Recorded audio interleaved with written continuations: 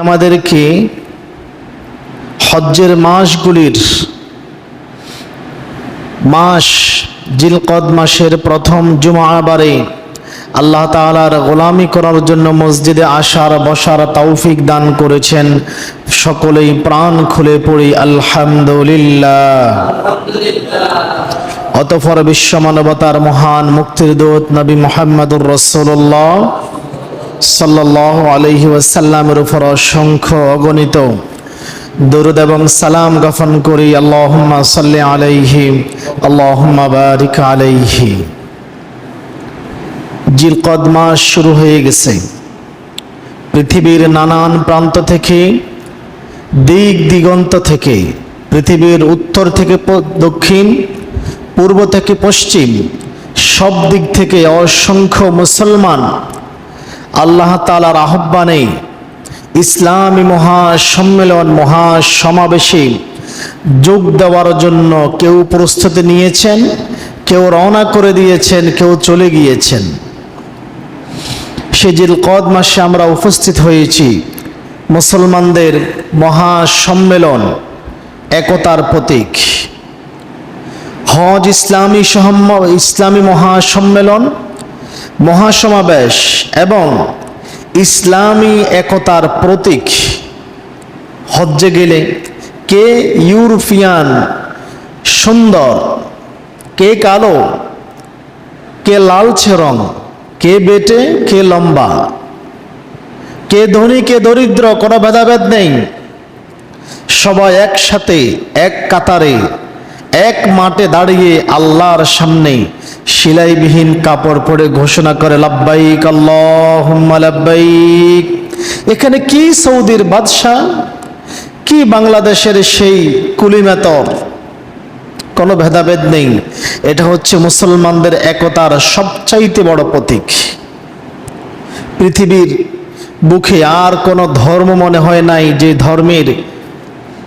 ধর্মের মহাসম্মেলন হয় আর এই সম্মেলনে যোগ দেওয়ার জন্য পৃথিবীর নানান প্রান্ত থেকে মানুষ ছুটে আসে। হজ একটি ইসলামের একটি উত্তম আমলও বটে। দেখেন, আল্লাহ নবীর হাদিস থেকে দেখি, সহিহ বুখারীর 26 নম্বর হাদিস, হযরতে আবু হুরায়রা রাদিয়াল্লাহু তাআলা আনহু হতে বর্ণিত। তিনি বলেন, একদা আল্লাহর নবীকে জিজ্ঞাসা করা হলো, ইয়া রাসূলুল্লাহ, উত্তম আমল কোন আমল শ্রেষ্ঠ? রাসূলুল্লাহ সাল্লাল্লাহু আলাইহি ওয়াসাল্লাম বলেন, আল্লাহ এবং তার রাসূলকে বিশ্বাস করা। শ্রেষ্ঠ আমল কোনটি? আল্লাহ এবং তার রাসূলকে বিশ্বাস করা। কেননা অন্য যত আমলই করেন কোনো আমল কাজে আসবে না যদি এই বিশ্বাস না থাকে। এটাই হচ্ছে সবচেয়ে বড় আমল। কেউ যদি সত্যি সত্যি আল্লাহ এবং তার রাসূলকে বিশ্বাস করে জীবনে সে আশহাদু আল্লা ইলাহা ইল্লাল্লাহ ওয়া আশহাদু আন্না মুহাম্মাদুর রাসূলুল্লাহ এই কথার উপরে বিশ্বাস করে মৃত্যুবরণ করে, যদি তার আমল নাও থাকে, আল্লাহ তাকে ক্ষমা করবেন, তাকে জাহান্নামে জ্বালায় পোড়ায় একদিন তাকে জান্নাতে দিবেন। এমনও সাহাবীর সন্ধান পাওয়া যায় এই মুহূর্তে ইসলাম গ্রহণ করেছে আর সাথে সাথে জিহাদে গিয়ে শাহাদাত বরণ করেছে আর জান্নাতে চলে গেছে। তার জীবনে কোনো নামাজ নাই, রোজা নাই, হজ নাই, যাকাত নাই, দান সদকা নাই, শুধু বলেছি কি আশহাদু আল্লা ইলাহা ইল্লাল্লাহ ওয়া আশহাদু আন্না মুহাম্মাদুর রাসূলুল্লাহ বলে আল্লাহু আকবার বলে জিহাদের মাঠে ঝাঁপিয়ে পড়েছেন আর শাহাদাত বরণ করে জান্নাতে প্রবেশ করেছেন। তাহলে শ্রেষ্ঠ আমল হচ্ছে কি? লা ইলাহা ইল্লাল্লাহ। আল্লাহ নবী বলেন শ্রেষ্ঠ আমল হচ্ছে আল্লাহ এবং তার রাসূলকে বিশ্বাস করা। অতঃপর আবু হুরায়রা রাদিয়াল্লাহু তাআলা আনহু বলেন, আবার জিজ্ঞাসা করা হলো, ইয়া রাসূলুল্লাহ, তারপর কোন আমলটি শ্রেষ্ঠ? আল্লাহ নবী বলেন, আল্লাহর পথে জিহাদ করা। আল্লাহু আকবার। দেখছেন, প্রথমে বলতেছেন ঈমান আনা, তারপরে বলতেছেন কি? জিহাদ করা। ওই যে বললাম, ঈমান আনলা আর জিহাদে ঝাঁপাই পড়ে শহীদ হয়ে গেলা, নামাজ নাই, রোজা নাই, যাকাত নাই, তোমার আমল নামাই, কিন্তু তুমি জান্নাতি হবা। আল্লাহ নবী বললেন, তারপর শ্রেষ্ঠ আমল হচ্ছে জিহাদ করা। সাহাবায়ে কেরাম জিজ্ঞাসা করলেন, ইয়া রাসূলুল্লাহ, তারপর শ্রেষ্ঠ আমল কোনটি? আল্লাহ নবী বলেন, তারপর শ্রেষ্ঠ আমল হচ্ছে কবুলকৃত হজ। আল্লাহু আকবার। দেখেন, এই তিনটি শ্রেষ্ঠ আমলের ভিতরে আল্লাহ নবী সাল্লাল্লাহু আলাইহি সাল্লাম হজকে অন্তর্ভুক্ত করিয়েছেন আর বুঝিয়েছেন হজও একটি শ্রেষ্ঠ আমল, মুসলমানদের মহা সম্মেলন, মহা সমাবেশ।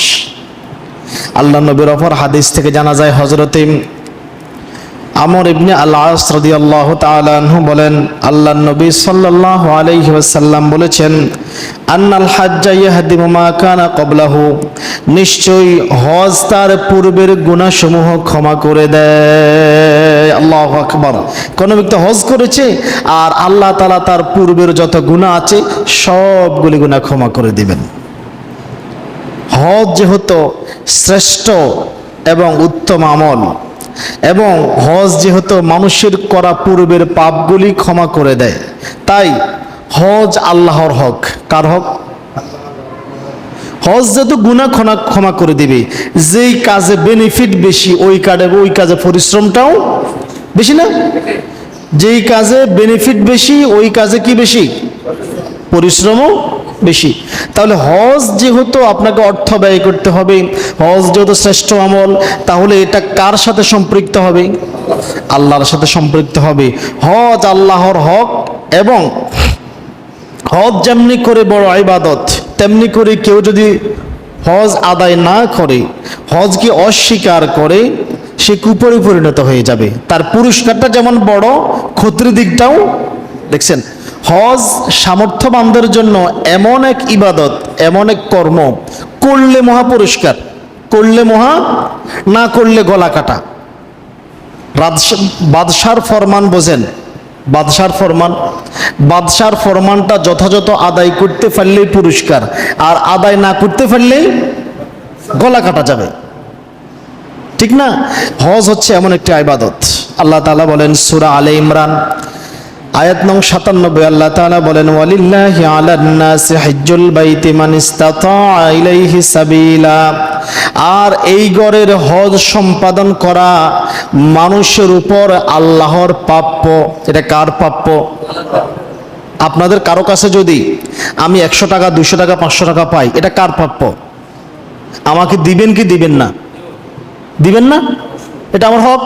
তা আল্লাহ বলতেছেন, যার সামর্থ্য আছে এই ঘরে পৌঁছার, আর্থিকভাবে, শারীরিকভাবে বাহন আছে, সব কিছু আছে, যার সামর্থ্য আছে এই ঘরে পৌঁছার, তার উপরে এটা আল্লাহর হক, আল্লাহর প্রাপ্য। কেন প্রাপ্য? দেখেন তো, আপনার মতো বহু মানুষ এই পৃথিবীতে বসবাস করে, আল্লাহ আপনাকে সামর্থ্যবান বানিয়েছে, ইচ্ছা করে তাকেও তো বানাইতে পারতো, আপনাকে না বানায় তাকেও তো বানাইতে পারতো। আপনাকে দিয়েছে মানে আল্লাহ পছন্দ করে নিয়েছেন। এখন আপনার উপরে আল্লাহর একটা হক রয়ে গেছে। কি হক? সেটা হচ্ছে এই ঘরের হজ করা।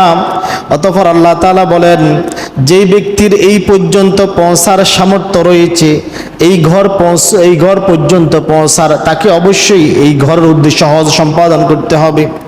অতঃপর আল্লাহ তাআলা আবার বলে রাখেন, শোনো বান্দা, জেনে রাখো, আমান কাফার, কিন্তু জেনে রাখো, যদি কোনো ব্যক্তি অস্বীকার করে, কোনো ব্যক্তি যদি হজ অনাদায় করে, আদায় না করে পড়ে থাকেন, সামর্থ্যবান হওয়ার পরেও, আমাদের দেশে আমি গত জুমায় বলেছিলাম, আমাদের বাংলাদেশের প্রায় 50%-এরও বেশি মানুষের উপর হজ ফরজ, কিন্তু জানে না।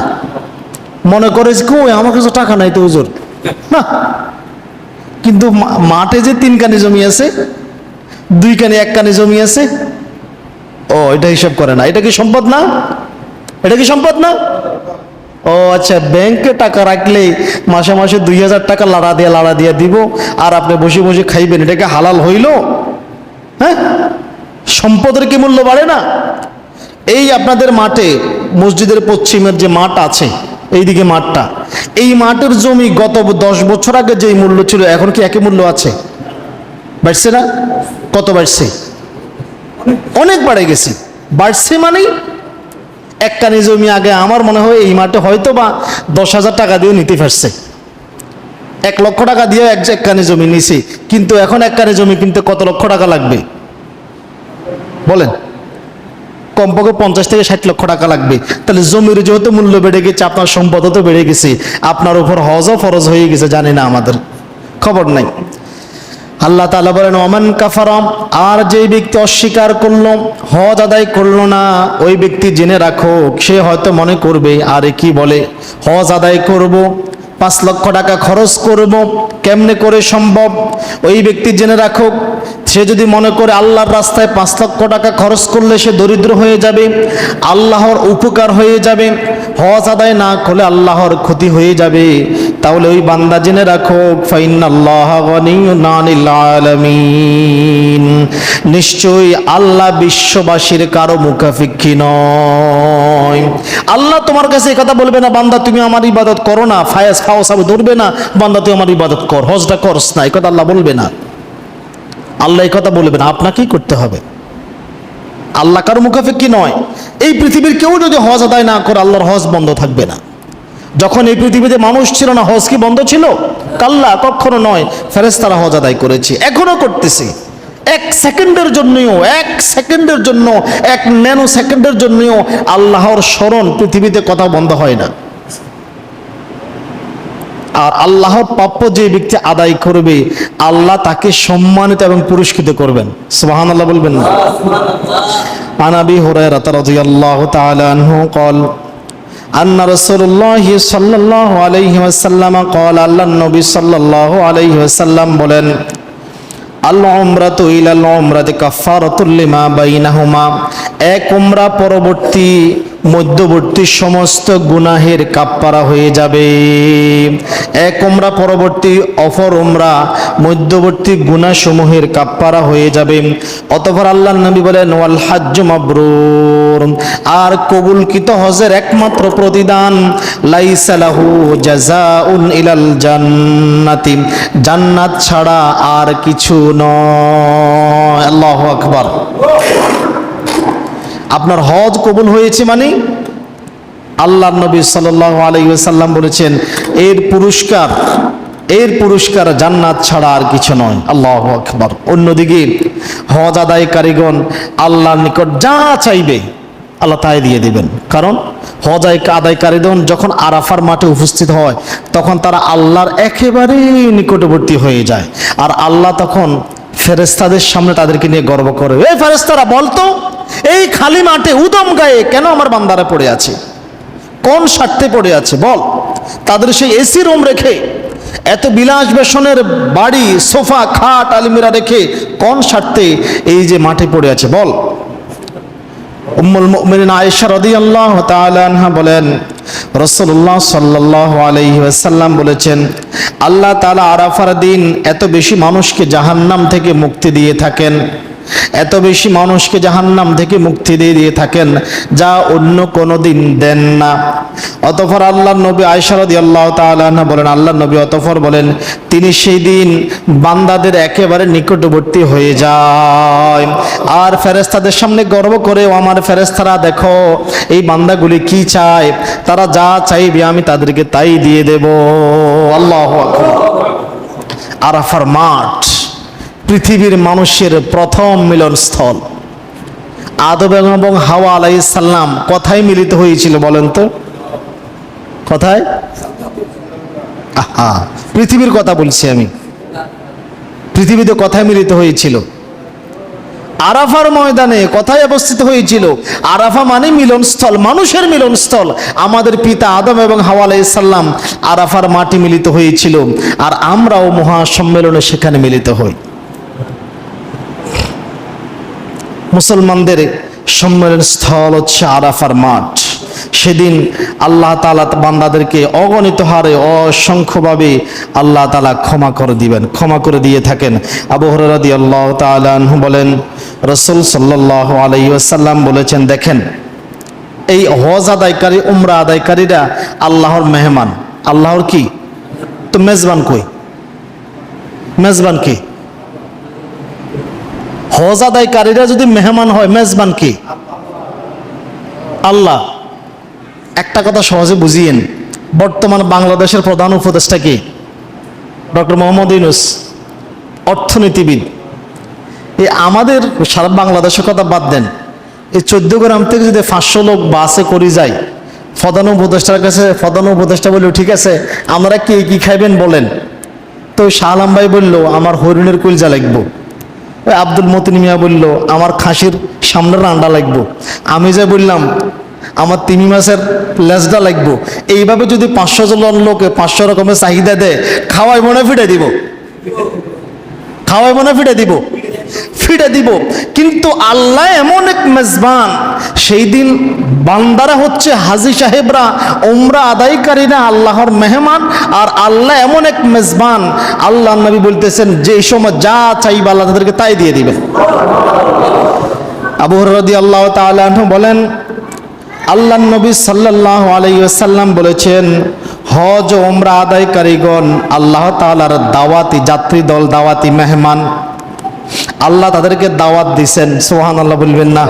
আরে মিয়া, পৃথিবীতে কোটি কোটি টাকার মালিক আছে না, দেখেন না আপনি কত গরিব তো হুট করে হজে চলে গেছে, তাকে আল্লাহ দাওয়াত দেয় না। আপনি আল্লাহ দাওয়াতি মেহমান, দাওয়াতি মেহমান। বিশ্বাস করেন, আল্লাহ আপনাকে, যে ব্যক্তিটা হজ করতে গেছে, উমরা করতে গেছে, আল্লাহ আপনাকে দাওয়াত দিছে বিদায় আপনি গেছেন। সবাই যাইতে পারে না।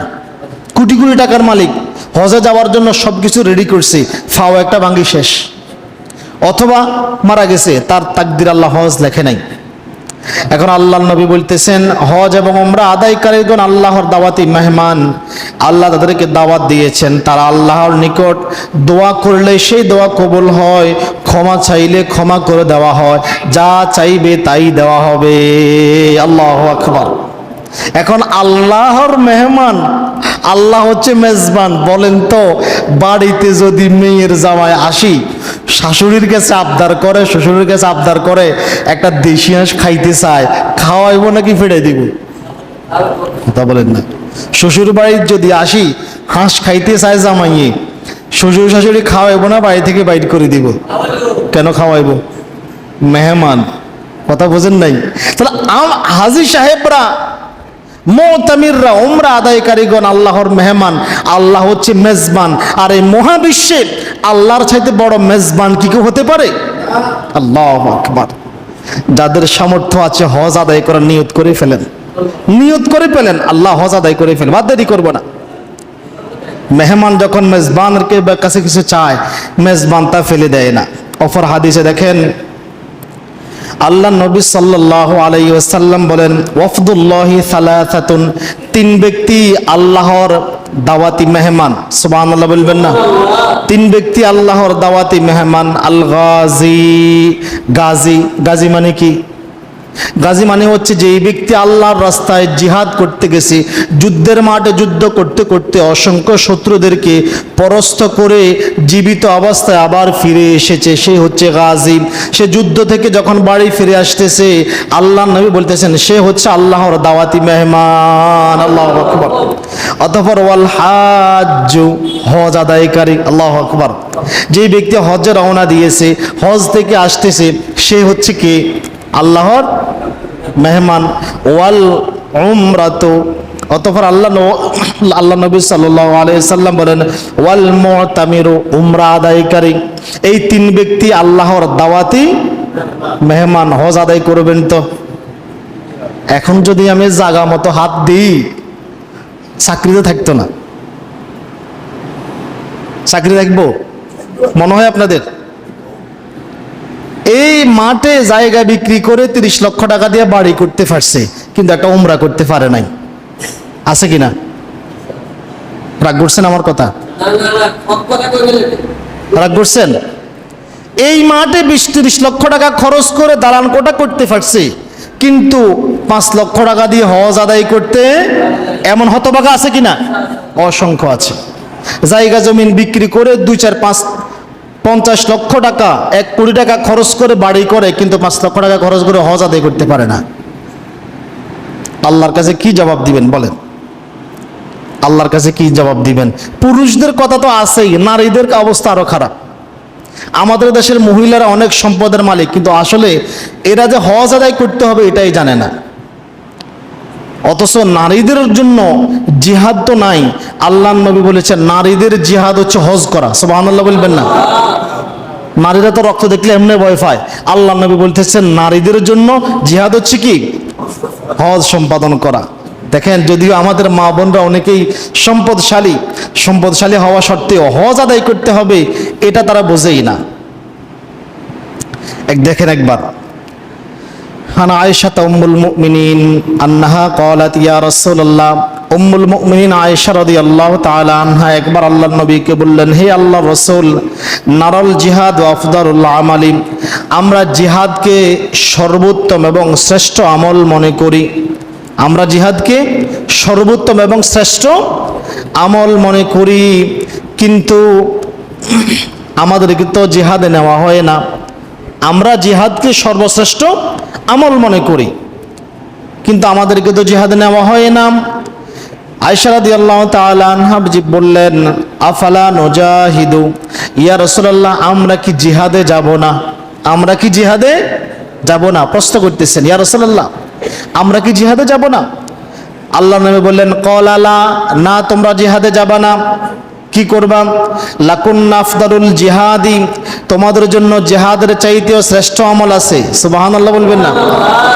হাজ্জু মাবরুর, শ্রেষ্ঠ আমল হচ্ছে তোমাদের জন্য আল্লাহর ঘরের হজ আদায় করা। সহিহ বুখারী 1520 নম্বর হাদিস। আল্লাহু আকবার। আমাদের মা বোনদের বলে দেন, তারা যেন হাজ্জি মুজাহিদ হওয়ার জন্য প্রস্তুতি গ্রহণ করে। মা বোনরা যার নামে 2-4-5 ঘন্টা জমি আছে, আপনার উপর হজ ফরজ। বিশ্বাস করুন, আপনার উপর হজ ফরজ। হজ আদায় না করলে আল্লাহর কাছে জবাব দিতে হবে। মা বোনদেরকে বলে দেন, তারা যেন হাজি মুজাহিদ হওয়ার জন্য প্রস্তুতি গ্রহণ করে। সম্পদ থাকলে তাদেরকে হজ অবশ্যই আদায় করতে হবে। আর আবার আমাদের অনেকে চিন্তা করে 4-5 লক্ষ টাকা খরচ করে হজ করব, দরিদ্র হয়ে যাব না? এত টাকা, মা কম টাকা, নামাজ পড়তে কি টাকা লাগে? অনেকে তো জুমার দিন আসিও এমনি খালি পকেটে চলে আসে। আর হ্যাঁ, মনে নাই, আসলে হুদা ধোকাবাজি। অনেকে আছে, নামাজ পড়তে কি টাকা লাগে? নামাজ পড়তে টাকা লাগে? লাগে না। রোজা রাখতে আরো না খাইতে গেলে মুফু করে না। কিন্তু কি বলে হজ আদায় করবো 4-5 লক্ষ টাকা খরচ করি। অনেকে দারিদ্র হওয়ার চিন্তা করে, অথচ সামর্থ্যবান কোনো ব্যক্তি যদি হজ আদায় না করে, ওয়াল্লাহি আল্লাহর কসম, সে দরিদ্র হয়ে যাবে। সে যদি নাও হয়, তার বংশধররা অবশ্যই দরিদ্র হয়ে যাবে। কারণ সে আল্লাহর প্রাপ্য আদায় করে, আল্লাহর প্রাপ্য আদায় করছে। কারো হক মেরে কেউ জীবনে সফলতা পাইছে, জীবনে দেখছেন? তার সময় না হলে তার বংশধররা ধ্বংস হয়ে যাবে। এখন আল্লাহর হক, ওই যে আল্লাহ বলছেন, ওয়ালিল্লাহি আলান নাসি হিজ্জুল বাইতি মান ইসতাতা ইলাইহি সাবিলা। এখন হজ আল্লাহর প্রাপ্য আপনি আদায় করলেন না 4-5 লক্ষ টাকা খরচ করে, এটা কে পায়? আল্লাহ পায়। এখন আল্লাহর যেটা প্রাপ্য আল্লাহ ঠিকই আদায় করে নিবে তো নিবে, সাথে আরো বেশি করে নিয়ে নিবে। হজ আদায় না করে মৃত্যুবরণ করবেন, আপনি দরিদ্র না হলে জীবদ্দশা আপনার সন্তানগুলি, বংশধররা দরিদ্র হয়ে যাবে। বিশ্বাস করেন। আর যদি হজ উমরা আদায় করেন, আল্লাহর নবী বলতেছেন আল্লাহ সম্পদ বাড়াই দিবে। আল্লাহু আকবার। হাদিস দেখেন কত সুন্দর কথা। আল্লাহু আকবার। তিরমিজির 810 নম্বর হাদিস। আব্দুল্লাহ ইবনে মাসউদ রাদিয়াল্লাহু তাআলা আনহু বলেন, ক্বালা রাসূলুল্লাহ সাল্লাল্লাহু আলাইহি ওয়াসাল্লাম, আল্লাহর নবী সাল্লাল্লাহু আলাইহি ওয়াসাল্লাম ইরশাদ করেছেন, তাবিউ বাইনাল হজ্জি ওয়াল উমরাতি, তোমরা হজ এবং উমরা একত্রে আদায় করো। তোমরা হজ এবং উমরা ধারাবাহিকভাবে আদায় করো। কেননা ফাইন্নাহুমা ইয়ানফিয়ানিল ফাকরা ওয়াজ যুনুবা, এই দুইটি মানুষের জীবন থেকে দারিদ্রতা এবং গুনাহগুলিকে এমনভাবে দূরে ঠেলে দেয়, এমনভাবে গুছিয়ে দেয়, এমনভাবে মুছে ফেলে দেয়। কামা ইয়ানফিল কিরুল খাবাসাল হাদিদি ওয়াজ যাহাবি ওয়াল ফিদ্দাতি, যেমনি করে আগুনের হাপড় লোহা থেকে, স্বর্ণ থেকে, রূপ্য থেকে মরিচা দূর করে দেয়। আল্লাহু আকবার। স্বর্ণ পরিশোধিত করার জন্য কি করতে হয়? আগুনে ফোড়াইতে হয় না? রূপ্য পরিশোধিত করার জন্য কি করতে হয়? আপনার দাঁড় মধ্যে যখন জাঙ্কার ফোড়ে তখন কি করেন? কামার কাছে নিয়ে যান। কামার বেড়া কি করে? আগুনে ফোড়ায়, ফিটে দেয় কিনা? ফিটে দিলে কি হয়? জাঙ্কার থাকে আর দাওটা শান হয়ে যায়। আল্লাহ নবী এই কথাই বলতেছেন, তোমরা যদি হজ এবং উমরা একত্রে ধারাবাহিকভাবে আদায় করো, তাহলে এই দুইটি তোমাদের জীবন থেকে দারিদ্রতা এবং গুনাহ এমনভাবে দূরে ঠেলে দিবে যে, যেমনি করে স্বর্ণ রূপর কাঁচরা ময়লাগুলি আগুনের হাপড় দূরে ছুলে দেয়, আলাদা করে দেয়। আল্লাহু আকবার। অতঃপর আল্লাহর নবী বলেন ওয়ালাইসা লিল হাজ্জাতিল মাবরুরাতি সাওয়াবুন ইলাল জান্নাতি, আর কবুল হজের একমাত্র বিনিময় জান্নাত ছাড়া আর কিছু নয়। আল্লাহু আকবার। হজ আদায় করবেন সম্পদশালীরা। আচ্ছা বলেন তো, হজ উমরা আদায়কারী দরিদ্র গরিব হয়ে মরছে এমন একটা প্রমাণ দেখাইতে পারবেন? আছে আপনাদের কাছে? আমি কিন্তু তদন্ত করে দেখছি, আমি দেখি নেই। হজ এবং উমরা আদায়কারী দারিদ্র অবস্থায় মারা গেছে আমি জানি না, কিন্তু হজ আদায় না করে কৃপণতা করেছে সে জীবদ্দশা দরিদ্র না হইলেও তার সন্তানদেরকে দেখেছি সম্পদ অকাতর নষ্ট করেছে। আমার গ্রামে আছে, আমি সাক্ষী। এই লোকের হজের কথা বলতো আমার উপরে কি হজ ফরজ হয়েছিল, কিন্তু এই লোক মরার 10 বছর পরে এখন তার ছেলেদের গর্বিডে জায়গা ছাড়া কিচ্ছু নাই, সব শেষ। ওই যে আল্লাহ দারিদ্রতা অবতীর্ণ করে দিয়েছেন। হজ আদায় না করে আমাদের অনেকেই বছর বছর বিভিন্ন মাজারে লক্ষ লক্ষ টাকা দেয়, গরু দেয়, সিন্নি দেয়, মসজিদ দেয়। আমার কথা রাগ করেন নাকি? রাগ করেন আমার কথা? আমি রাগের জন্য বলি নাই, বাস্তবতা মিলান। কিন্তু হজ যে ফরজ এটাই আদায় করে না। অনেকে আবার কি করে, প্রতি বছর লক্ষ লক্ষ টাকা ব্যয় করে ইউরোপে, মালয়েশিয়ায়, ব্রুনাই, থাইল্যান্ডে বেড়াইতে যায়, হানিমুন ট্রিপে যায়। হাই রে কি আনন্দ! কিন্তু এই খোদার কাড়া জীবনে তার স্ত্রী নিয়ে পরিবার নিয়ে একটা হজের ট্যুর করে আসে, এটা করে, এই নিয়ত করে না। কিন্তু আপনি আপনার পরিবার নিয়ে থাইল্যান্ডে ট্যুর করলে খরচ লাগেন না? লক্ষ লক্ষ টাকা ব্যয় হচ্ছে না? তো আপনি যান না, ট্যুর তো এখানেও করেন, এটাও তো ভ্রমণ হইল, সফর হয়ে গেল, ওমরা আদায় হয়ে গেল। আল্লাহু আকবার। বুঝে না মানুষ, বুঝে না। হায় হায়, আমাদের কি অবস্থা হবে! বোঝে না। এই যে রমজান মাসে যদি কেউ একটা উমরা আদায় করে, আল্লাহ নবী বলতেছেন একটা কবুল হজের সমান সওয়াব দেওয়া হবে। সহিহ বুখারীর হাদিস। হজ্জে ব্যয় করা অর্থ জিহাদে ব্যয় করলে যেই পরিমাণ নেকি হবে ঠিক এই পরিমাণ নেকি হবে। আল্লাহ নবীর একটা হাদিস দেখেন, বুরাইদা রাদিয়াল্লাহু তাআলা আনহু বলেন, আল্লাহ নবী সাল্লাল্লাহু আলাইহি ওয়াসাল্লাম বলেছেন, হজ্জে খরচ করা আল্লাহর পথে জিহাদে খরচ করার সমতুল্য সওয়াব দেওয়া হবে। আবার অপর হাদিসে মুসনাদ আহমদের হাদিসে রয়েছে, হজ্জে যে অর্থ ব্যয় করা হয় আল্লাহ সেই অর্থ 700 গুণ পর্যন্ত বাড়িয়ে দেন। ওই যে বললাম হাজী সাহেব গরিবই মরে না, তার ছেলে মেয়েও গরিবই মরে না। আমার কথা কিছু মাথায় ঢুকছে? মুসনাদ আহমদের হাদিস 22,491 নম্বর হাদিস। আল্লাহ নবী বলেন, হজ্জে খরচকৃত অর্থ আল্লাহ তাকে 700 গুণ পর্যন্ত বাড়িয়ে দেন। নেকির দিক থেকেও বাড়াই দিবেন, অর্থের দিক থেকেও। এটাকে আমি কি বানাই বলতেছি? কথা বানাই বলতেছি? আল্লাহ তাআলা অবশ্যই দিয়ে দিবেন। আপনাদের গ্রামে হাজ হিসাব কয়টা ও গরিবে মরছে দেখান না? কয়টা হাজ হিসাব গরিব হয়ে মরছে? বরং হজ করে আসার পরে দেখেন কিভাবে জানি বেটা বেকার হয়ে গেছে, ছেলেদেরকে আল্লাহ টাকা দিচ্ছে, যে অকাতরে টাকা দিচ্ছে। আমরা বলি না অমুকের হল্লারা আল্লাহ মাটি দিলে শূন্য হয়ে গেছে, বেটা তো কাবার সামনে দোয়া করে এসে। আল্লাহু আকবার। অন্য হাদিসে আল্লাহ নবী সাল্লাল্লাহু আলাইহি ওয়াসাল্লাম বলেছেন, বয়স্ক, শিশু, দুর্বল নারীদের জিহাদ হলো হজ আদায় করা। সুনান নাসাইর হাদিস। সর্বশেষ একটা হাদিস বলে আমরা আলোচনা শেষ করে দেব। জাবের রাদিয়াল্লাহু তাআলা আনহু বলেন, রাসূল সাল্লাল্লাহু আলাইহি সাল্লাম বলেছেন, এই ঘর, কাবার কথা বলতেছেন, এই ঘর ইসলামের স্তম্ভর, ইসলামের বড় সবচেয়ে প্রতীক, একতার প্রতীক। সুতরাং যেই ব্যক্তি হজ এবং উমরা পালনের জন্য এই ঘরের উদ্দেশ্যে বের হবে সে আল্লাহর জিম্মাদারিতে থাকবে। আল্লাহু আকবার। সে যদি মৃত্যুবরণ করে আল্লাহ তাকে জান্নাতে প্রবেশ করাবেন। আর যদি সে মৃত্যুবরণ না করে বাড়ি ফিরে আসে, আল্লাহ তাআলা তাকে, সে যদি বাড়িতে ফিরে আসে আল্লাহ তাকে ক্ষমা এবং গনিমত সহকারে বাড়ি পাঠাবেন। গনিমতটা কি? গনিমত কি? ক্ষমা তো করছেন, আল্লাহ তো মাফ করে দিলেন, গনিমতটা কি? ওই যে মুসনাদ আহমদের হাদিসের সাথে মিলান না, আল্লাহ বলছে 700 গুণ বাড়াই দিবে। অনুরোধ থাকবে যাদের উপর হজ উমরা ফরজ হয়েছে আদায় করে নেবেন। আল্লাহ তাআলা আমাদেরকে জীবনে অন্তত একবার হজ করার তৌফিক দান করুক, সকলে বলি আমিন। আহারে, এই যে হাজী সাহেবরা ফ্লাইট নিয়ে যখন যায়, বিশ্বাস করেন আল্লাহ, আল্লাহর কসম, আমার খুব ইচ্ছা হয় আল্লাহ যদি আমার একটা বার নিয়ে যাইতো, খুব খুব ইচ্ছা হয় আল্লাহ যদি আমার একবার কবুল করতো। দোয়া করেন না, আপনারা তো অনেকে গেছেন, আল্লাহ যাতে আমাকেও নেয়, সকলে বলে আমিন। শুধু আমাকে না, আল্লাহ আপনাদের সবাইকে কবুল করুক। আর আমি বিশ্বাস করি আমাদের মহল্লার 70% লোকের উপর হজ ফরজ, জানে না কিন্তু, খবর নাই। এই মহল্লা কি গরিব আছে? গরিব আছে? এটা বিশ্বাসযোগ্য না।